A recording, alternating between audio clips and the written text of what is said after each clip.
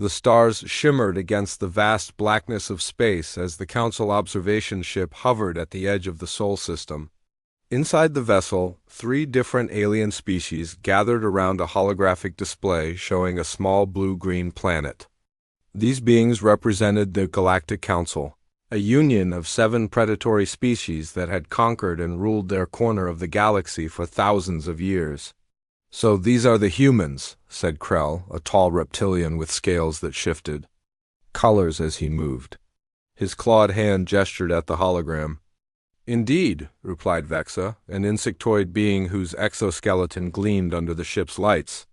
Her multiple eyes blinked in sequence as she studied the data. Physically unimpressive specimens. The 3rd council member, a feline creature named Mafraz, flicked his tail in what his species considered amusement. No claws, no fangs, thin skin, and fragile bones. Their muscles are weak compared to even our lowest prey species. Krell nodded, his neck frill extending slightly. "The classification seems obvious. They are prey." For the Galactic Council, the universe was simple. Every intelligent species fell into one of 2 categories, predator or prey. Predators ruled. Prey served or were harvested. This system had worked flawlessly for centuries as the Council expanded their territory through the stars. "They do seem to have basic space travel capabilities," Vexa noted, mandibles clicking, "and rudimentary weapons." Mafraz dismissed this with a wave of his paw. "Many prey species develop tools before we find them. It makes little difference too." The outcome. The Council voted unanimously to classify humans as a prey species, scheduling them for eventual subjugation. As was their custom, they would first make diplomatic contact, assess the planet's resources, and then begin the culling process. It was efficient and had worked on 26 other worlds. 6 months later, the human exploration vessel Horizon approached the designated meeting point in neutral space. The ship was small by Council standards, but impressively clean and well-maintained. Inside, Commander Alan Wright adjusted his uniform one last time before addressing his crew on the bridge. "Remember, this is humanity's first official contact with the Galactic Council," he said, his voice steady despite the importance of the moment. "Our mission is simple. Be respectful, establish friendly relations, and learn what we can about their civilization." Dr. Olivia Mitchell, the mission's chief xenobiologist, nodded as she reviewed her notes. With her blonde hair pulled back in a practical bun and sharp blue eyes that missed nothing, she had spent years preparing for this moment. "The communication we receive suggests at least 3 different biological types will be present," she said. Security Chief Greg Daniels stood by the door, his posture alert but relaxed. His dark skin contrasted with the ship's white interior, and his muscular build spoke of years of training. "My team is ready, Commander. Standard diplomatic protocols in effect." What the humans didn't know was that their communications had been studied thoroughly by Council technicians. The aliens had already learned much of the human language and cultural cues, giving them what they believed was an advantage. The Horizon docked with the massive Council vessel, a structure that looked like a predator itself with sharp angles and forward-pointing sections resembling jaws. Wright led a small delegation through the airlock and into a large chamber where the Council representatives waited. The sight was impressive and somewhat intimidating. 7 different alien species stood in a semicircle, each more fearsome than the last. Krell towered over the tallest human by at least 2 feet, his scales now a deep purple that signified formal occasions for his kind. Vex's multiple limbs ended in points that looked sharp enough to cut metal. Mraz's muscles rippled under his fur as he moved, suggesting power far beyond human capacity. Wright showed no fear as he stepped forward. "On behalf of Earth and all human colonies, I bring greetings and hopes for friendship," he said, offering a small bow. The Council members exchanged glances that the humans couldn't interpret. High Councilors Rax, a massive being with 4 arms and skin like weathered leather, stepped forward. "The Galactic Council welcomes you to civilized space," he said in carefully practiced human language. "We look forward to learning more about your species and establishing beneficial relations." The diplomatic dance began. The humans presented carefully chosen gifts, art, music recordings, scientific data, and proposals for trade. The council members accepted these with what appeared to be graciousness, though among themselves they communicated differently. "How quaint," Thrax whispered in the council's common language to his aide. "They offer trinkets when soon we will harvest their worlds."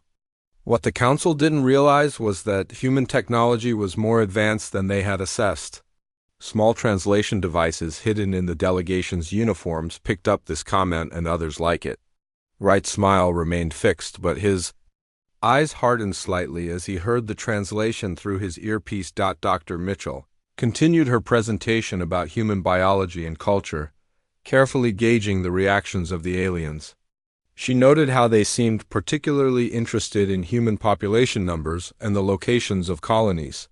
These weren't the questions of potential friends, but of strategists.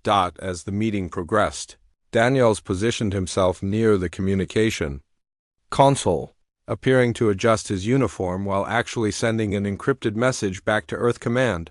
"Negotiations compromised. Hostile intent confirmed. Recommend immediate defense preparations." The council members, confident in their technological superiority, never detected the transmission. They continued the charade, discussing cultural exchange and possible joint scientific ventures, all while their analysts in another room calculated how quickly they could overwhelm Earth's defenses. As the first meeting concluded, Wright shook hands with Thrax, maintaining the pretense. "We look forward to continuing these discussions tomorrow," he said smoothly.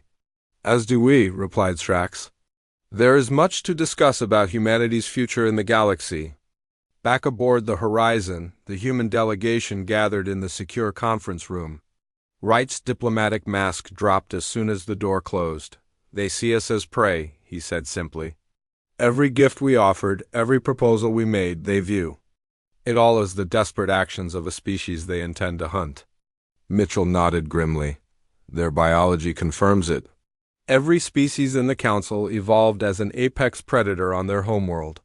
Their entire cultural framework is built around the predator-prey relationship." Daniels checked his console. "Earth. Command acknowledges our warning. Defense protocols are being activated across all colonies. The fleet is moving to alert status." Wright looked at his team, his expression resolute. "Tomorrow we continue the diplomatic approach. We give them no reason to suspect we know their true intentions. Meanwhile, we learn everything we can about their capabilities and weaknesses. And if they decide to move against us sooner?" asked Mitchell. Wright's voice was calm but determined. "Then they'll learn that on Earth, even the prey can be dangerous when cornered." Unknown to the Council, humanity had been preparing for this possibility since they first detected alien signals decades ago. They weren't the defenseless prey the Council imagined. The aliens had made a fundamental error in their classification, one they would soon come to regret deeply. The Council wasted no time after the initial diplomatic meetings. High Counselor Zrax gathered his military commanders in the war room of their massive flagship. The space buzzed with anticipation as holographic displays showed the small human colony on Proxima Centauri B. "This will be our first harvest of human territory," Zrax announced, his forearms spread wide to emphasize his point. "A simple culling expedition to test their defenses and gather specimens." General Kraz, a hulking reptilian with battle scars across his scales, nodded in agreement. "The settlement has approximately 5,000 humans. Minimal military presence. They appear to be primarily farmers and researchers?" "Perfect." Vexa clicked her mandibles in what passed for a smile among her kind. "Send 3 warships?" "More than enough for such weak prey." The Council had performed this ritual dozens of times with other species. First contact, followed by a small attack to gauge resistance, then full conquest. No prey species had ever survived beyond the second phase. 3 Council warships departed immediately, their engines glowing against the blackness of space as they entered faster-than-light travel toward the human colony. Each ship carried 200 elite warriors, members of various Council species who lived for the thrill of the hunt. Meanwhile, On the edge of human space, Admiral Sharon Cole received an urgent transmission as she commanded the patrol frigate Defiance. She was a veteran of Earth Space Forces with 20 years of service and gray streaks in her short brown hair. Her ship was conducting routine patrol duty when the message came through. "Admiral," her communications officer said, his voice tight with concern. "We've just received a priority alert from command. Council vessels are approaching New Haven Colony at high speed."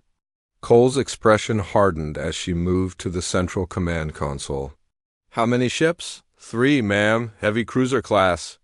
She nodded once, decision made instantly. "Set course for New Haven, maximum burn?" The officer hesitated.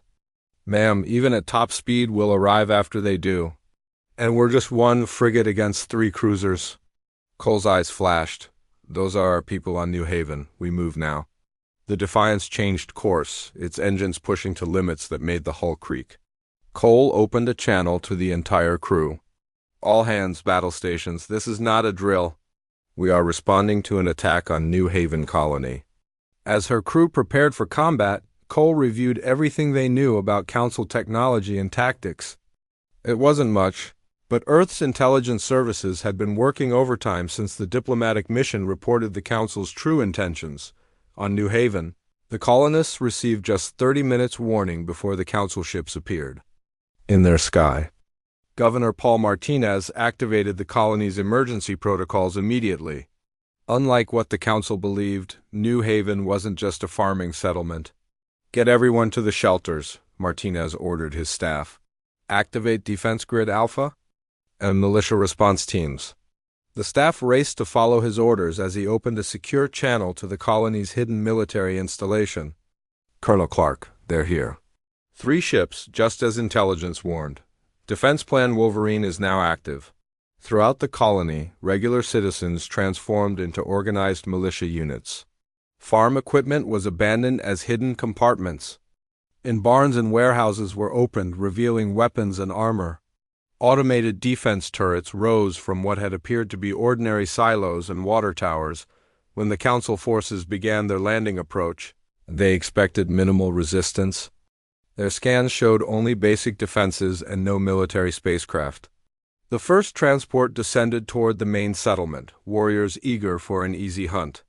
"Remember," the hunt leader growled to his troops, "take some alive for study. The rest are yours to cull as you wish."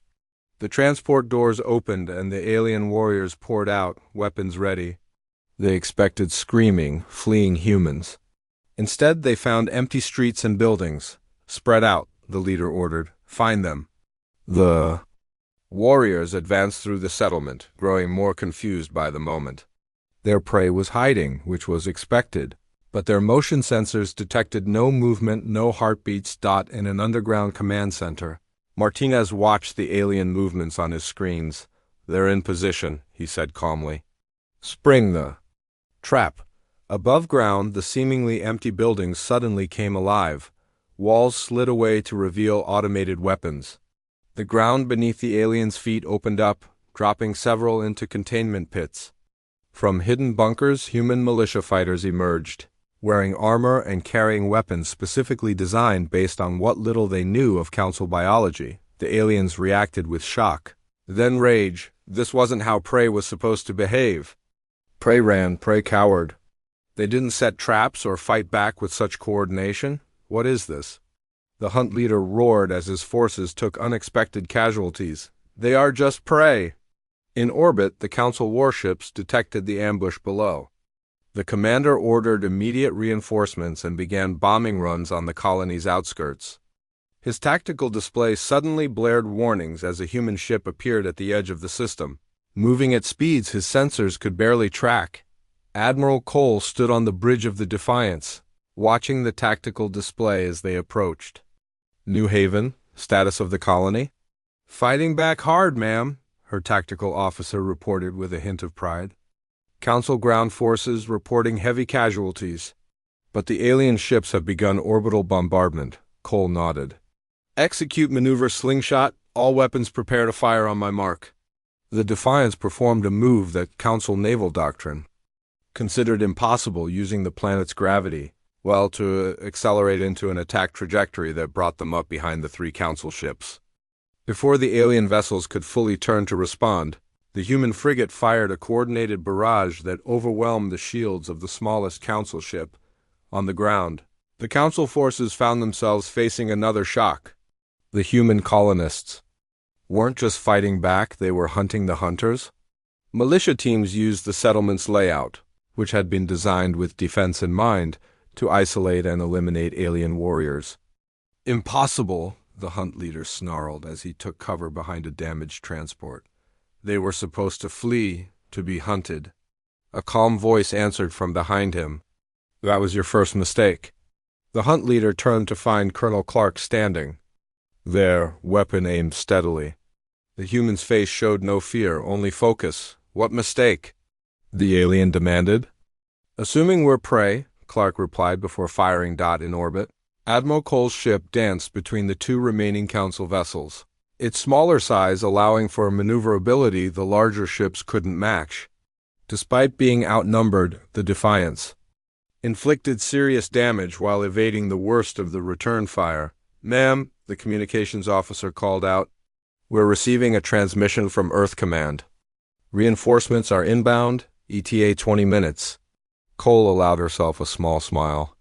Let's make sure we're still here to greet them. Continue attack pattern Delta. The council commander watched in growing horror as his easy culling expedition fell apart. On the ground, his warriors were being systematically eliminated. In space, his ships were taking damage from a vessel that should have been easy prey. He opened an emergency channel to the council. The humans, he reported, voice shaking with an emotion few council species ever experienced fear. They're not what we thought. Request immediate reinforcements. High Counselor Zrax received this message with disbelief. A prey species fighting back? Defeating elite council hunters? It was unprecedented. Send the battle fleet, he ordered. This changes nothing. They may have surprised us, but they cannot stand against our full might. What the council didn't yet understand was that New Haven was just the beginning. Humanity had been preparing for this moment since they first looked to the stars and wondered if they were alone. They knew that if other intelligent life existed, it might not be friendly. And humans, throughout their history, had proven one thing above all others: they were very good at surviving. The council chamber fell into an unusual silence as the reports from the New Haven attack played on the large viewing screens. High Counselor Zrax paced back and forth, his forearms clasped behind his back. The other council members watched with mixtures of disbelief and growing concern. This was not supposed to happen, Zrax finally said, his voice low and dangerous. No prey species has ever repelled a council hunting force? Vex's compound eyes reflected the light from the screens as she reviewed the battle data. The humans used tactics we've never seen before. They modified their environment into weapons. They coordinated without communications we could detect. Haraz flicked his tail nervously. Perhaps we should reconsider our classification. No, Zrax slammed, one of his hands on the table. They are physically weak. They have no natural weapons. They must be prey. This was merely a tactical surprise that will not be repeated. As the council debated, a human diplomatic vessel approached their station. Unlike the earlier diplomatic mission, this ship was larger and clearly designed with both defense and offense in mind. Inside, Ambassador Elaine Powell prepared for the most important meeting of her career. At 55, she had decades of diplomatic experience, but never with stakes this high. Remember, she told Captain Nathan Hayes and the Marine contingent that would accompany her, we're here to talk, but we're also here to make a point. Hayes nodded, his hand resting near his weapon. Yes, ma'am. We'll let them know humans aren't to be trifled with, but we'll do it diplomatically. The human delegation was escorted into the council chamber under what the aliens called a flag of truce. Powell walked with confidence, her gray-streaked hair pulled back in a neat bun, her uniform impeccable. Hayes and 4 Marines flanked her, their posture relaxed but alert. Zrax looked down at the humans with what he believed was intimidating height. Ambassador Powell, the council has agreed to hear your message despite the unfortunate events at one of our outposts. Powell's expression remained neutral. High Counselor, I believe there has been a serious misunderstanding between our peoples. One that led to an unprovoked attack on a peaceful human settlement. Unprovoked? Vexa clicked her mandibles in agitation. We were simply following the natural order. And that, Powell said calmly, is precisely the misunderstanding I'm referring to.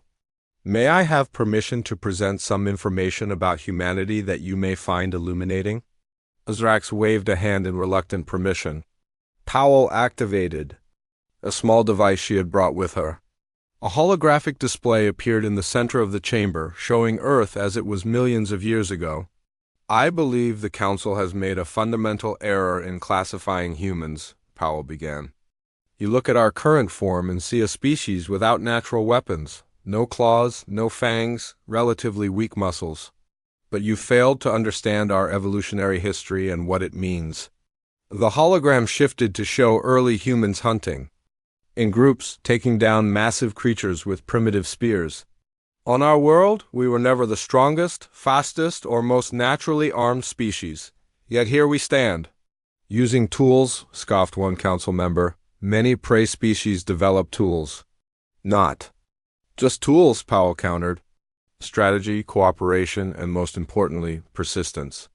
The display changed to show humans tracking animals across vast distances. We are persistence hunters. When most predators fail in their initial attack, they give up and find easier prey. Humans do not. We can track for days. We can outlast almost any other species. Hayes stepped forward slightly. Your warriors at New Haven made a critical error. They expected us to run, to hide, to be easy targets. Instead, they found themselves being hunted by creatures who had been preparing for this possibility for generations. The council members shifted uncomfortably as Powell continued. Our physical evolution took a different path than yours. Rather than developing natural weapons, we developed these. She tapped her temple. Our brains. Our ability to adapt, to create, to see patterns and predict outcomes. The hologram displayed human history, the development of agriculture, cities, technology, and finally, space travel. Each challenge we faced, we overcame not through physical dominance, but through innovation and cooperation. Zrax leaned forward. His interest clearly piqued despite his hostility. Yet you remain physically vulnerable. Your bodies break easily. True, Powell nodded. But that vulnerability drove us to develop protections, medicines, and eventually technologies that extend our capabilities far beyond our biological limitations. We turned our greatest weakness into our greatest strength. Another council member, a crystalline being who had been silent until now, spoke up. You claim to be predators, then? Is that your argument? No, Powell replied. We're something else entirely. We're omnivores biologically, but mentally we're problem solvers. We don't fit neatly into your predator-prey classification system because we transcended those limitations long ago. The hologram shifted to show the battle at New Haven from the human perspective. The council members watched with new understanding, as they saw how the colony had been designed from the beginning as a defensive position disguised as a vulnerable settlement. Every human colony, every ship, every protocol we have, Powell explained, is built with adaptation and survival as the primary concern. We prepare for the worst while hoping for the best. The council chamber remained silent for several long moments as the aliens processed this information. Finally, Zerk spoke. This is all very interesting, Ambassador, but it changes nothing. The council has decided that human territories will be brought under our control. Powell's expression hardened slightly. That would be unwise, High Counselor. The attack on New Haven was met with a measured response. We defended ourselves but limited our counterattack to those directly threatening our people. Are you threatening the council? Mafraz asked, his fur bristling. Not threatening, Powell said calmly. Warning. There's an old human saying, poke a bear with a stick, and you'd better be prepared for what happens when it wakes up. The council has poked humanity. We are now fully awake. Hayes added, the Defiance was a patrol ship, not a warship. 1. Patrol ship against 3 of your cruisers. And yet it held its own until reinforcements arrived. What the captain is trying to say, Powell continued, is that you haven't seen what happens when humans truly go to war? We sincerely hope you don't have to find out. Zrak stood to his full height, towering over the humans. The Council does not respond to threats, Ambassador. We have ruled this sector of space for millennia. Many species have resisted initially, but all eventually accept their place. Powell sighed, genuine regret in her expression. Then I'm afraid we have nothing more to discuss at this time. Humanity offered friendship. We still prefer peace. But make no mistake, we will defend ourselves with everything we have. As the human delegation prepared to leave, Vexa approached Powell more privately. Ambassador, off the record, I find your species fascinating. This persistence hunting you mentioned, it's unlike anything in our records. Powell nodded. There's a human story about a race between a tortoise and a hare. The hare is faster, stronger, should win easily. But the tortoise keeps going, never stops, never gives up. And in the end, the tortoise wins. And humans are the tortoise in this analogy? Vexa asked. No, Powell replied with a small smile. We're something else entirely. When we need to be the tortoise, we can be. When we need to be the hare, we can be that too. Our greatest strength is that you never know what you're facing until it's too late. As the human ship departed from the Council station, as Drax called an emergency war council. The initial skirmish had been a surprise, but now the Council would bring its full might to bear. Yet for the first time in the Council's long history, there was an unfamiliar sensation spreading among its members, doubt, what none of them yet realized was that humanity had already been preparing for a full-scale war since the moment the Council's true intentions were discovered. And humans, as Powell had tried to explain, did not fight like any species the Council had ever encountered. The Council wasted no time preparing their full invasion force after the diplomatic meeting ended in stalemate. Grand Marshal Krev, a massive being whose species resembled a cross between a rhino and a lizard, stood before a three-dimensional map of human space. His skin was thick and gray with natural armor plates covering vital areas. He had never lost a campaign in 300 years of military service. The humans have colonies here, and here, he said, pointing to various star systems. But their homeworld, Earth, is our primary target. Once it falls, their resistance will crumble.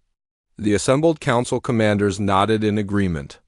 Their combined fleet consisted of over 200 warships, ranging from small, fast attack vessels to massive dreadnoughts capable of reducing a planet's surface to molten slag.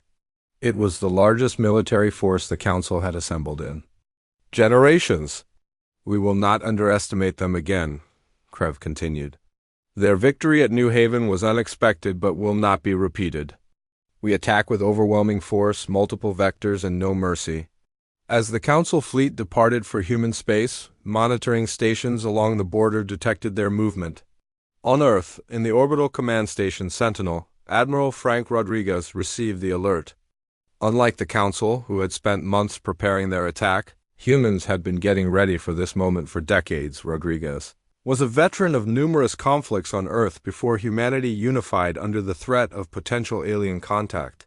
His face bore the scars of those old wars, and his eyes held the wisdom gained from them.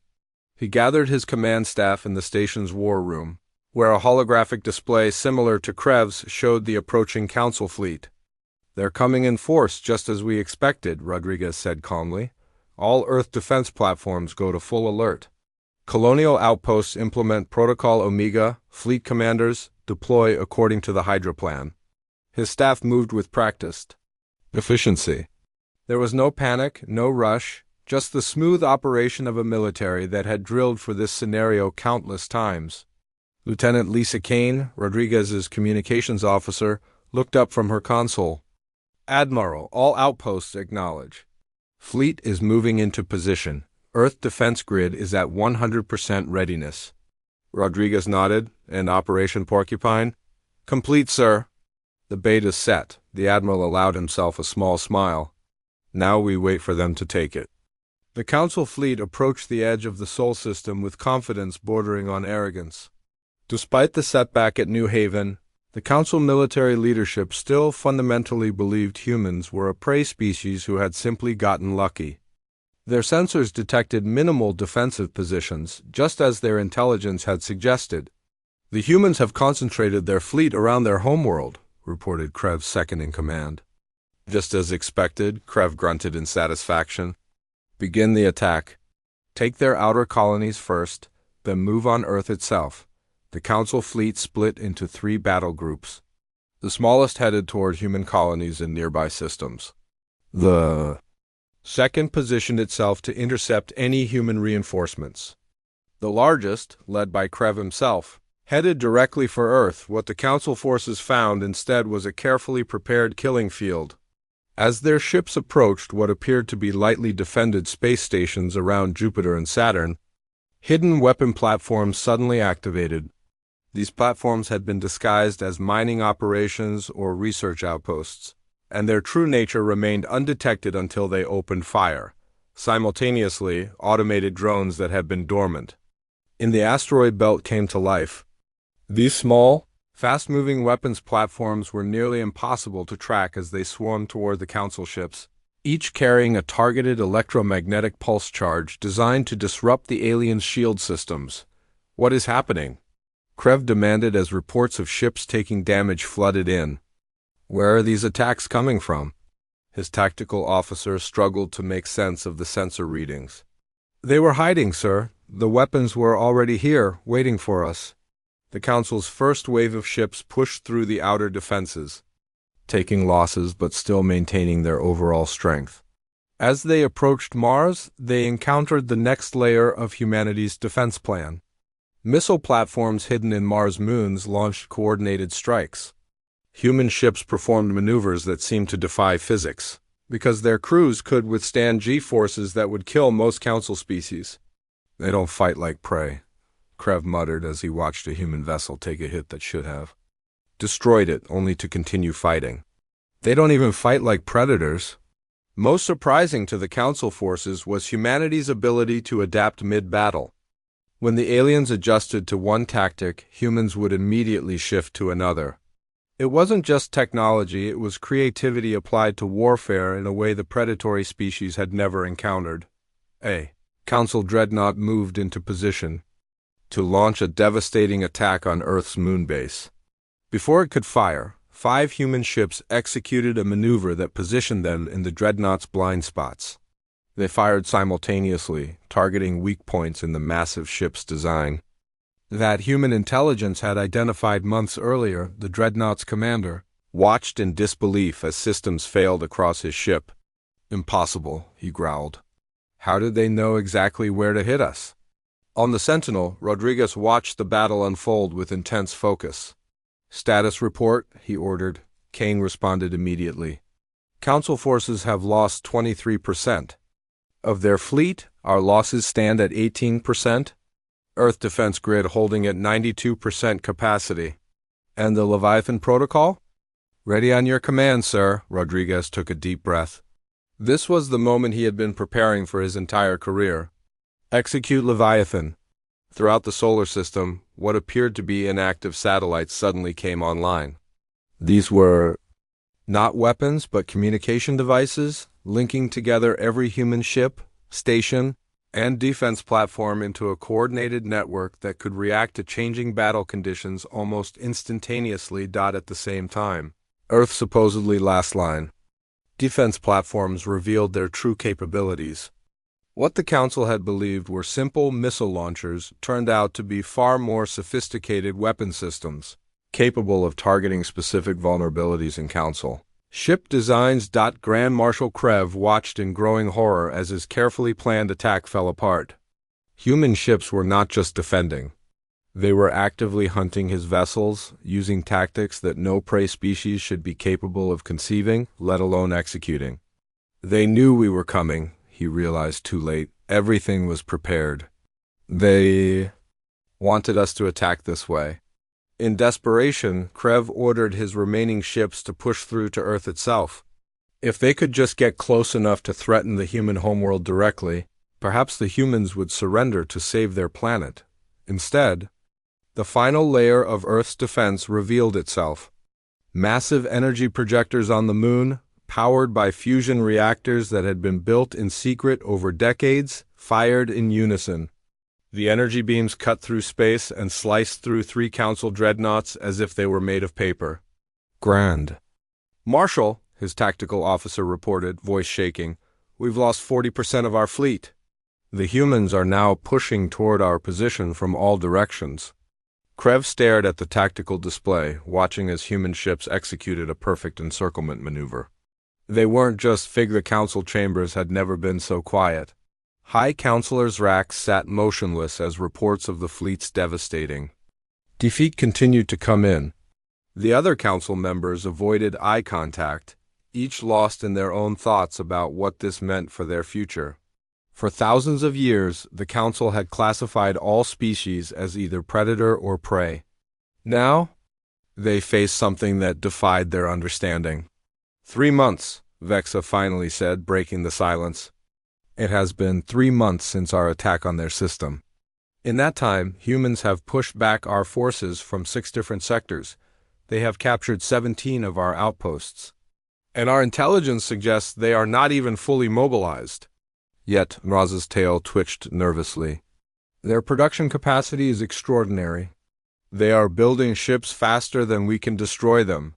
Their weapons technology has advanced more in 3 months of conflict than some council species manage. In centuries. Zdrax finally spoke, his voice unusually subdued. How? How is this possible? They were supposed to be prey? The council's chief scientist, a being made of living crystal named Shin, stepped forward. I believe I understand now. We classified them based on their physical characteristics, as we have always done. But humans evolve differently than any species we have encountered. Shin activated a holographic display showing human history. Most predator species evolved to be stronger, faster, with better natural weapons. Prey species evolved to run, hide, or develop defensive traits. Humans did neither. Grand Marshal felt something he had never experienced before, the fear of being hunted. Send a message to the High Council, Krev ordered, his voice subdued. The humans don't fight like prey. They fight like something else entirely. As the Council fleet began a desperate retreat, Rodriguez sent a message of his own to Earth Command. Phase 1 complete. Enemy in retreat. Preparing for Phase 2. The battle for the Sol System was over, but the war had just begun. And humanity was ready to take the fight to the Council's doorstep. The massive research ship Horizon drifted slowly through the asteroid belt between Mars and Jupiter. Dr. Noah Campbell stared at his screen in the genetics lab, rubbing his tired eyes. He had been studying space dust particles for 3 months, and was starting to wonder if he had made a mistake joining this mission. The endless void of space was beautiful but lonely. The ship's alarm suddenly blared through the speakers. Noah jumped from his chair and rushed to the bridge where Captain Lisa Green was pointing at a large screen. "We found something," she said, her voice tight with excitement. "Look at these readings." Noah leaned forward, studying the screen. A small ship drifted among the asteroids, its metal hull reflecting sunlight in strange patterns. It was clearly not human in design. The curved edges and purple-tinted metal looked nothing like Earth vessels. "Is it active?" Noah asked. "No power signatures," replied Sam Winters, the ship's engineer. "It's just floating dead out there, but we're picking up a life sign inside." Captain Green looked at Noah. "We're bringing it into the cargo bay. I want you there with the medical team." Noah felt his heart race as he followed Dr. Ben Miller and 2 nurses to the cargo bay. They watched through reinforced glass as robotic arms carefully pulled the alien craft inside. The ship was small, barely larger than a bus. With no visible windows or doors. Sam approached the craft carefully, scanning it with handheld devices. "The hull is made of materials I've never seen before," he said through the com. "Wait, I think I found an entry point." A seam appeared in the side of the ship, sliding open with a soft hiss. The team tensed, but nothing emerged. Sam waved them forward. Noah entered the alien craft slowly. The air inside smelled strange but breathable. The interior was a single room with control panels and a clear tube in the center. Inside the tube floated a humanoid figure in a light blue liquid. The alien looked almost human except for her light purple skin and silver hair. Her eyes were closed and she wore a simple white garment. Noah guessed she was female based on her features, though he knew that might not mean the same thing for aliens. "She's in some kind of stasis," Ben said, scanning the tube. "The liquid is keeping her alive, but the system is failing. We need to get her out before it shuts down completely." Sam studied the control panel. "I think this is the release mechanism," he said, pressing a sequence of symbols. The liquid began draining from the tube as the team carried the unconscious alien to the medical bay. Noah noticed strange markings on her neck and arms. They looked like tattoos, but seemed to glow faintly under the ship's lights. In the medical bay, Ben connected her to human monitoring equipment, which surprisingly seemed compatible. "Her vital signs are stable but weak," he reported. "Her DNA structure is similar to ours in basic ways, but there's something odd about it." Noah moved closer to examine the alien's genetic readout on the screen. "These sequences here," he said, pointing to repeating patterns, "they're not natural. They're too perfect, too uniform." He tapped commands into the computer, isolating the strange sections. "These are artificial markers inserted throughout her DNA. What does that mean?" Captain Green asked from the doorway. "On Earth, we mark cattle and pets with chips or brands," Noah explained. "This is similar, but at a genetic level." "Someone marked her DNA like we mark livestock?" The alien's eyes suddenly opened. They were a striking violet color with no visible pupils. She gasped and tried to sit up, looking around wildly. "It's okay," Noah said softly, holding up his hands to show he meant no harm. "You're safe. We found your ship drifting in space." The alien stared at him, then spoke in a language none of them understood. The ship's computer began processing the sounds. "Translation algorithm engaging," announced the ship's AI. After a moment, the alien's words became understandable. "Where am I?" "Who are you?" she asked, her voice soft but clear through the translator. "You're aboard the Earth research vessel?" "Horizon," Captain Green said. "I'm Captain Lisa Green. We found your ship damaged and drifting." "Are you injured?" The alien touched her neck where the strange markings glowed. "I'm called Lyra," she said. "I escaped from a prisoner transport. The Vicarian Empire has ruled my people, the Sethri, for generations. They will be looking for me." Noah pointed to the markings on her skin. "These patterns appear in your DNA as well." "Can you tell us what they are?" Lyra's face darkened. "They are ownership marks. All Sethri are genetically tagged at birth. The marks allow Vicarian technology to track us, control us, and even kill us remotely if we disobey. No Sethri can remove them." She looked at Noah with desperate hope. "Our legends say that somewhere in the galaxy exists a species whose biology might break the chain. Are you that species?" Before Noah could answer, Sam burst into the medical bay. "Captain, long-range sensors just picked up a ship entering the solar system. The design doesn't match any known Earth or Mars vessel." Lyra trembled. "They've found me already. It's a Vicarian hunter ship. They can sense my markers across vast distances." Captain Green turned to Noah. "Can you hide her genetic signature somehow?" Noah studied the complex markers in Lyra's DNA. The technology was far beyond anything humans had developed. "I don't know, but I'm willing to try. There's something unusual about how these markers interact with human DNA in our test comparisons. They seem to reject certain sequences." Lyra grabbed Noah's arm. "Please," she said. "If they take me back, I'll be terminated for escaping. My people have been property for so long, most have forgotten what freedom means." Noah looked into her violet eyes and saw raw fear and hope. He nodded firmly. "We won't let them take you. Earth doesn't recognize ownership of intelligent beings. Captain, we need to get to Earth quickly." "I'll need better equipment than what we have on board." "The Vicarian ship will reach us in 6 hours, Sam warned. Captain Green straightened her uniform. "Then we better be gone in 5.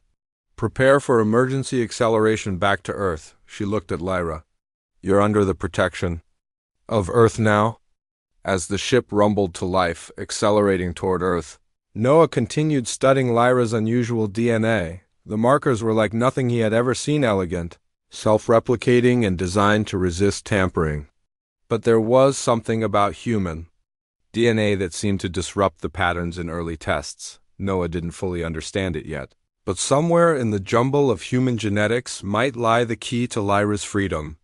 The question was whether they could unlock it before the Vicarians caught up with them. Lyra watched him work, her expression a mixture of fear and hope. The markers have been part of my people for so long. Some say we would die without them. We'll find a way, Noah promised, though he wasn't entirely sure he could keep that promise.